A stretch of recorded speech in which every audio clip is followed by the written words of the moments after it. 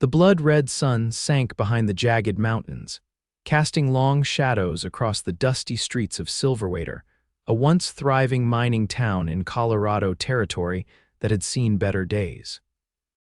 Victoria Reeves hunched over her small table in the darkest corner of the Frontier Saloon, where the lamplight couldn't reach her tear-stained face. It was 1875, and at 22, she had already endured more heartache than most faced in a lifetime. "You sitting alone in shadows again, Miss Victoria?" Mabel, the aging barmaid, called over the din of drunken miners and card players. Victoria pulled her shawl tighter around her shoulders. "Just waiting for the stage, Mabel, should be here by morning." She traced the rim of her barely touched whiskey glass, counting the hours until she could leave this place forever. 6 months ago, she had arrived with dreams of teaching in the newly established schoolhouse, only to find the position already filled and her promised accommodations non-existent. With nowhere to go and her savings dwindling, she had taken work as a seamstress, enduring the whispers that followed a woman alone in the West. The saloon doors swung open with enough force to silence the piano player mid-tune. Victoria didn't bother looking up just another miner or cowhand with dust on his boots and trouble on his mind, but the footsteps that approached her table were measured, deliberate. "Madam," came a deep voice that somehow cut through the renewed chatter without being raised. "Pardon my forwardness, but you look like you could use some company, or at least better light to see by." Victoria finally looked up into the most startling blue eyes she'd ever encountered. They belonged to a tall man with sun-bronzed skin and a neatly trimmed beard streaked with gold. Unlike the other men in the saloon, his clothes were clean if travel worn a dark vest over a white shirt, denim pants, and boots that had seen many miles. "I prefer the shadows," she replied coolly. "They hide a multitude of sins." The stranger removed his hat, revealing thick sandy hair that curled slightly at the nape of his neck. "Zachary Hayes," he said with a slight bow, "and I'd wager the shadows hide nothing worth concealing in your case." Despite herself, Victoria felt a flicker of interest. "Bold words from a man I've never met. Come into my light," he said, gesturing to an empty table near the front windows where the last rays of sunset and a bright oil lamp created a warm glow. "I promise it's more hospitable than this dark corner." Victoria hesitated, studying him. There was something different about this man, a steadiness in his gaze that lacked the predatory hunger she'd grown accustomed to seeing. "And why would I do that, Mr. Hayes?" "Because," he said with a smile that transformed his weathered face, "I suspect you're tired of hiding, miss." "Reeves, Victoria Reeves, Miss Reeves." He rolled the name on his tongue like he was tasting it. "The stage doesn't come until morning, and that's a long time to sit alone in the dark with nothing but regrets for company. I'm offering conversation, nothing more." Victoria surprised herself by gathering her meager belongings, a worn leather satchel containing everything she owned in the world, and following him to the brighter table. As she stepped into the warm glow of the lamp, Zachary Hayes' breath caught audibly. "There now," he said softly. "That's better." In the light, Victoria knew what he saw: a young woman with copper-colored hair pulled back in a simple knot, green eyes reddened from crying, and a spray of freckles across a nose she'd always considered too small for her face. Her blue dress was plain but well made by her own hands. "You're staring, Mr. Hayes." "Forgive me," he said, pulling out a chair for her. "It's just that some treasures shouldn't be hidden away." Victoria sat, placing her satchel protectively at her feet. "Are you always this forward with strangers?" "Only the ones who look like they're carrying the weight of the world on shoulders too delicate for the burden." He signaled to Mabel for drinks. "So, Miss Reeves, what brings you to Silverwater? And more importantly, what's making you leave on tomorrow's stage?" Over glasses of whiskey hers still barely touched, his sipped slowly, Victoria found herself telling this stranger things she'd told no one else. About her parents' deaths from fever 3 years prior in Philadelphia. About the teaching position promised in letters that turned out to be false. About the 6 months of barely scraping by, of unwanted advances from married men, of the crushing loneliness. "Where will you go?" Zachary asked when she fell silent. "Denver, perhaps." Or maybe all the way to San Francisco, Victoria shrugged. Somewhere bigger where a woman alone might find honest work. And what about the schoolhouse? Isn't there another teaching position opening? Victoria's eyebrows rose in surprise. How would you know that? Zachary smiled. I make it my business to know things. Old schoolmasters retiring at month's end, they'll need someone who knows their letters. That's still weeks away. I can't afford to stay that long. You could, he said, leaning forward slightly, if you had somewhere to stay that didn't cost you your last dollar. Victoria stiffened. Mr. Hayes, if you're proposing what I think, no, he cut in quickly, raising his hands. Nothing improper. I own a small ranch about 3 miles outside of town. My sister Alina lives there too, came out to help after my wife passed. There's a cabin that was meant for the ranch hand I never got around to hiring. It's yours if you want it, at least until you decide if you're staying for that teaching position. Why would you help me? You don't know me. Zachary's blue eyes grew serious. Maybe not, but I know what it's like to feel lost. 4 years ago, I buried my Catherine and our newborn son on the same day. Came west afterward because there was nothing left for me in Ohio. Sometimes, Miss Reeves, a person just needs someone to believe in them until they remember how to believe in themselves. Something in his words, or perhaps the raw pain behind them, reached through Victoria's carefully constructed walls. She searched his face for any sign of deception and found only openness. Your sister would approve of this arrangement. Alina's been after me to hire a teacher for the children at the neighboring farms. She'll be delighted to have you nearby. Victoria's finger traced a scar in the wooden table. I should warn you, Mr. Hayes, I haven't much experience with ranch life. Then it's fortunate we're not asking you to wrangle cattle, he said with a gentle smile. Just to consider staying instead of running. Sometimes the bravest thing is to stand your ground. The night deepened around them as they talked, the saloon gradually emptying until Mabel was sweeping around their feet with pointed looks at the late hour. Victoria found herself laughing at Zachary's stories of his early ranching mishaps and the stubborn cow that had nearly driven him back east. When they finally stepped outside into the cool night air, the stars sprawled across the sky like diamonds on black velvet. Victoria felt lighter than she had in months, maybe years. I'll fetch my wagon in the morning, Zachary said as they paused outside the boarding house where she'd been staying. 9 o'clock, Victoria took a deep breath of the sage-scented air. Yes, thank you, Mr. Hayes. Zach, he corrected. If we're to be neighbors, you might as well use my name. Zach, she repeated, testing it. Then I'm Victoria, or Tori, as my father used to call me. Tori, he said softly. It suits you? Good night then, and remember no more hiding in shadows. As Victoria climbed the stairs to her rented room, she realized she'd forgotten to ask the most basic question. Your ranch, does it have a name? Zachary looked up at her, his face half illuminated by the street lamp. Daybreak, he said. Seems fitting now, doesn't it? Morning arrived with golden light and the scent of possibility. Victoria had slept better than she had in months, her dreams unburdened by anxiety for the first time since arriving in Silverwater. She packed her few belongings with care, settled her bill with the sour-faced landlady, and waited on the boarding house porch with an odd mixture of nervousness and excitement. At precisely 9 o'clock, a wagon appeared, driven by Zachary Hayes. Beside him sat a woman with similar blue eyes and a welcoming smile that immediately put Victoria at ease. Miss Reeves, Zachary called, jumping down to help with her bags. May I present my sister, Alina Hayes? Alina, a handsome woman in her 30s with streaks of silver in her sandy hair, climbed down more carefully. My brother spoke very highly of you, Miss Reeves. I'm so pleased you've agreed to stay with us for a while. Please call me Victoria, she replied, taking the older woman's outstretched hands. And I should be thanking you for opening your home to a stranger. Nonsense, Alina waved away her gratitude. Any young woman brave enough to travel west alone deserves admiration, not charity.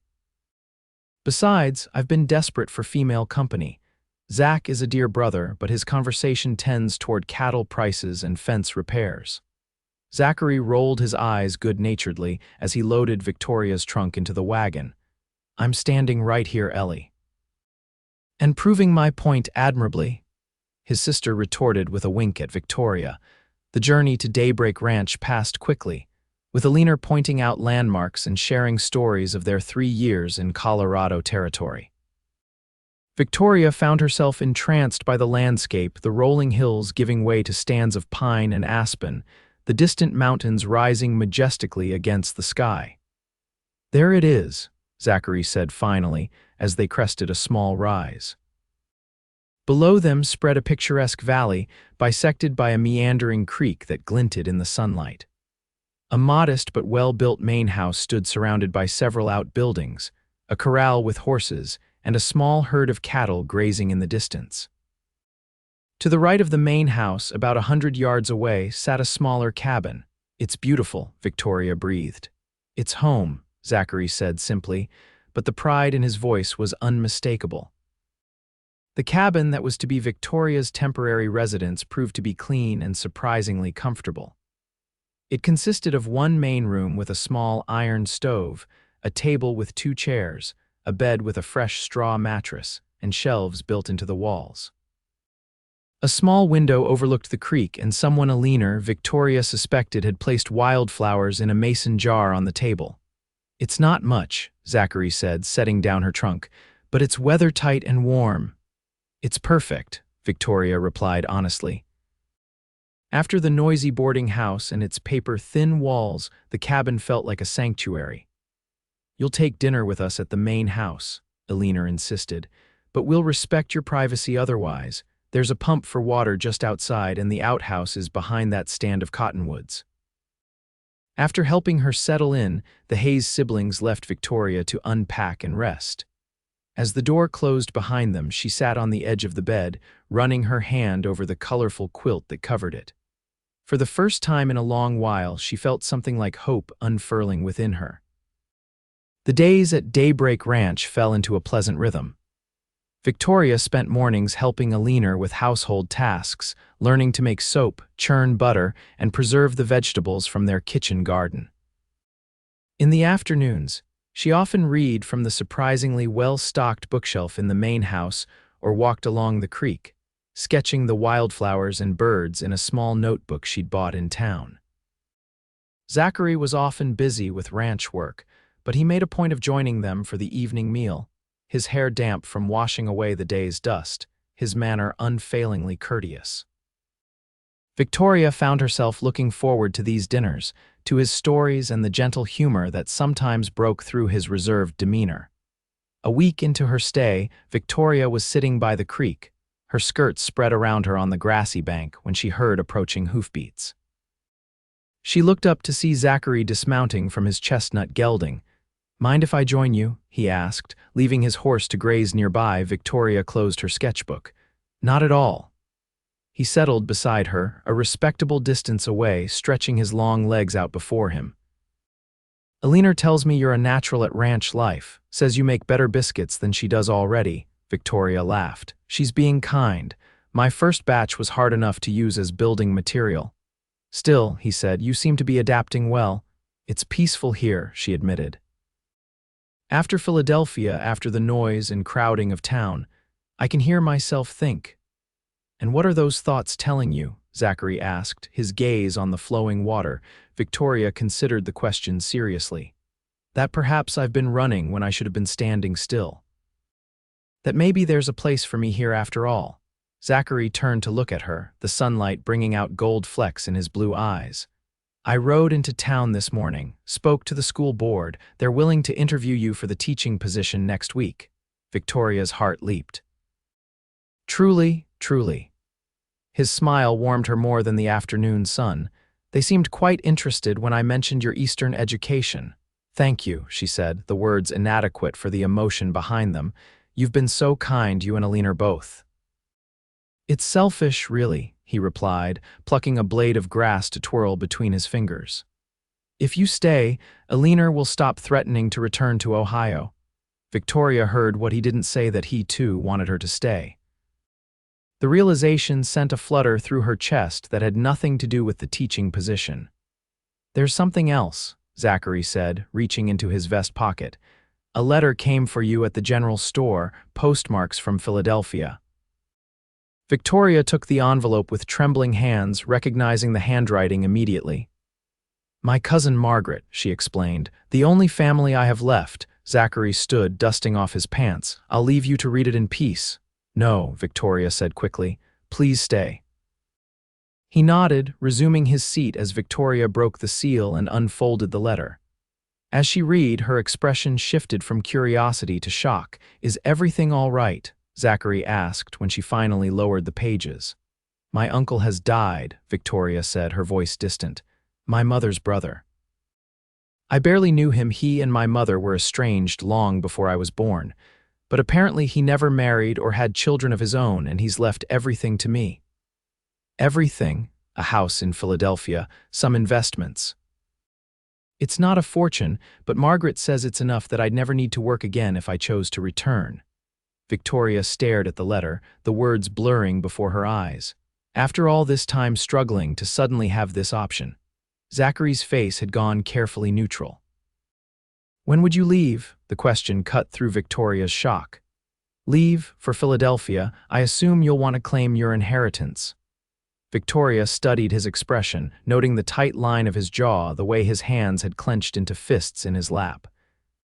I hadn't thought that far ahead, she said truthfully. Of course, he said, standing abruptly, you'll need time to consider. It's a significant opportunity. Before Victoria could respond, Zachary whistled for his horse. I should get back to work. The north fence still needs mending. With a tip of his hat, he mounted and rode away, leaving Victoria alone with her thoughts and the rushing water.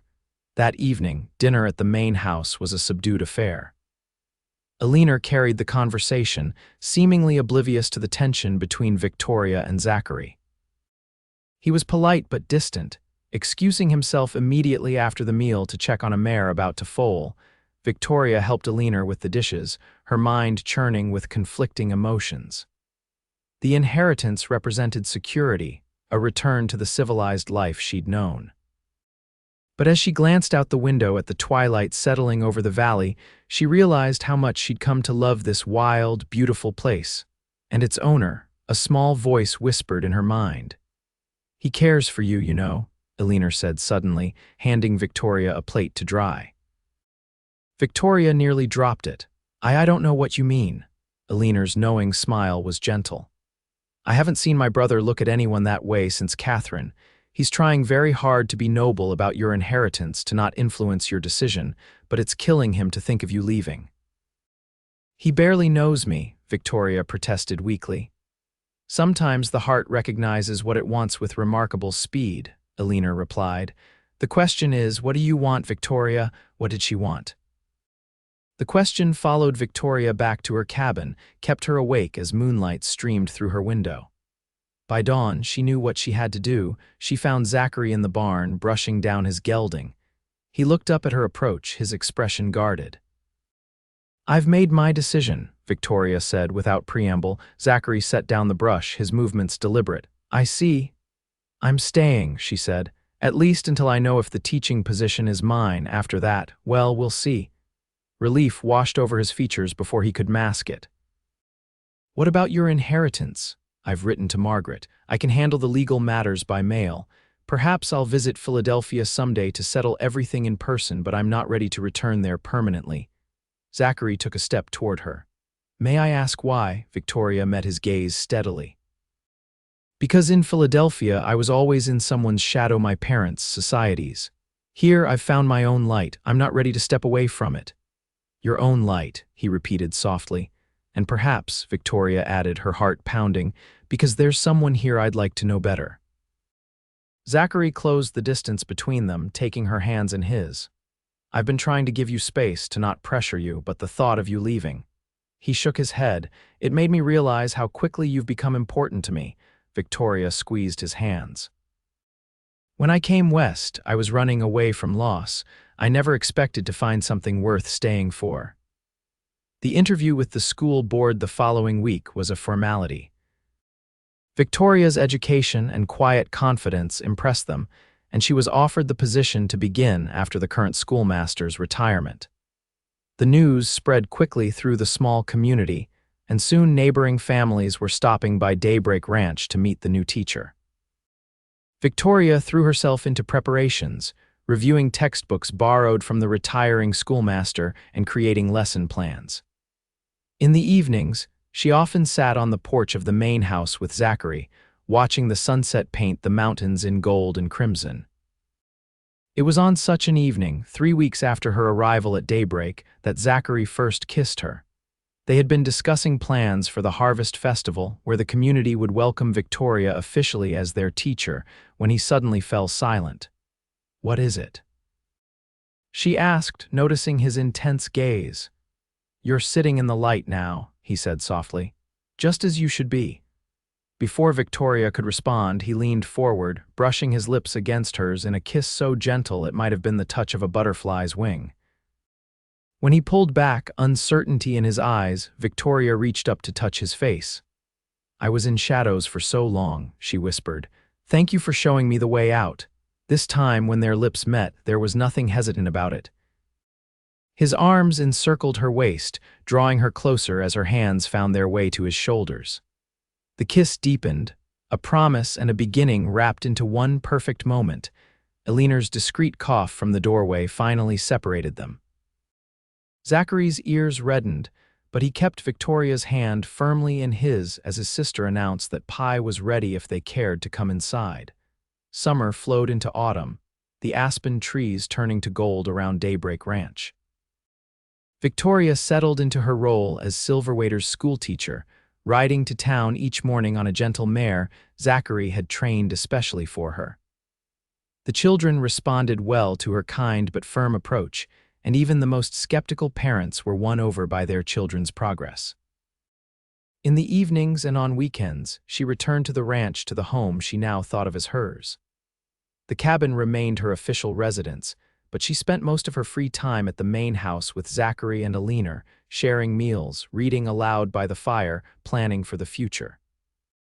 It was during the Harvest Festival, with lanterns strung between the trees and fiddle music filling the crisp October air, that Zachary led Victoria away from the dancing couples to a quiet spot beneath an ancient cottonwood tree. "I have something to ask you," he said, suddenly serious. Victoria's heart quickened. "Yes. When I first saw you in that saloon, sitting alone in the shadows, something told me you were important, that if I didn't speak to you then, I'd regret it for the rest of my days." He took her hands in his. "These past months have been the happiest I've known since losing Catherine. You've brought light back into my life, Tori. And you into mine," she whispered. Zachary dropped to one knee, pulling a small velvet box from his pocket. "Victoria Reeves, would you do me the extraordinary honor of becoming my wife?" The ring inside was a simple gold band set with a small pearl surrounded by tiny diamonds, elegant, understated, perfect. "Yes," Victoria said, tears blurring her vision. "1,000 times yes." As he slipped the ring onto her finger and rose to kiss her, the fiddle music swelled in the distance. Victoria thought of the frightened, lonely woman she'd been, hiding in the darkest corner of that saloon, ready to run again. How far she had come since that night, how much light she had found. They were married on Christmas Day in the small white church in Silverwater, with Eleanor as matron of honor and the entire community in attendance. Victoria wore a gown of ivory silk ordered from Denver, with lace at the collar and cuffs that she had sewn herself. Zachary couldn't take his eyes off her as she walked down the aisle on the arm of the town mayor, who had happily agreed to give her away. "I take you, Victoria, to be my lawfully wedded wife," Zachary said, his voice steady despite the emotion shining in his eyes. "To have and to hold from this day forward, for better, for worse, for richer, for poorer, in sickness and in health, to love and to cherish, till death do us part." Victoria repeated the vows, her heart so full she thought it might burst from joy. When the minister pronounced them husband and wife, Zachary's kiss was a promise she knew he would keep for all their days. The cabin where Victoria had first stayed became her schoolroom during the winter months when the weather made travel to town difficult. Children from neighboring farms would gather there 3 days a week, their laughter filling the space that had once housed her solitude. Spring brought new beginnings, the birth of calves and foals at Daybreak Ranch, wildflowers carpeting the meadows, and the news that Victoria was expecting their first child. "Are you happy, Mrs. Hayes?" Zachary asked one evening as they sat on the porch swing, his hand resting protectively over her growing belly. Victoria leaned her head against his shoulder, watching the sunset paint the sky in shades of gold and pink. "Completely," she said. "Are you?" "More than I ever thought possible." He pressed a kiss to her temple. "Do you ever think about what might have happened if I hadn't spoken to you that night?" "Sometimes," Victoria admitted. "I would have boarded that stage the next morning, gone to Denver or beyond. We might never have crossed paths again. Then I'm grateful I found the courage to approach a beautiful woman sitting alone in shadows." Victoria turned to kiss him properly. "And I'm grateful I found the courage to step into your light." Their daughter, Catherine Eleanor Hayes, was born on a crisp autumn day, with hair the same copper color as her mother's and eyes that would eventually settle into her father's startling blue. She was joined 2 years later by a brother, James Zachary, a sturdy boy with his father's build, and his mother's determined spirit. Daybreak Ranch prospered under Zachary's careful management. Victoria continued teaching until their third child was on the way, when she reluctantly passed the position to a young woman from Denver who had married the local blacksmith. Eleanor eventually returned to Ohio to care for an ailing friend, but she visited often, delighting in her role as the children's favorite aunt. The inheritance from Victoria's uncle was used to expand the ranch and establish a college fund for each child. On their 10th wedding anniversary, Zachary presented Victoria with a gift, a painting he had commissioned from a traveling artist who had stayed at the ranch the previous summer. It depicted Victoria as she had been when they first met, sitting in shadows but with light spilling toward her from an open door. "To remind us both of where we started," he said as she traced the gilded frame with trembling fingers, "and how far we've come." Victoria hung the painting in their bedroom, where it would be the last thing they saw at night and the first thing they saw each morning. A reminder that sometimes the bravest journey is from darkness into light, and that the greatest love stories often begin with the simplest invitation, "Come into my light." Years passed, children grew, and Daybreak Ranch remained a place of warmth and welcome for all who came there.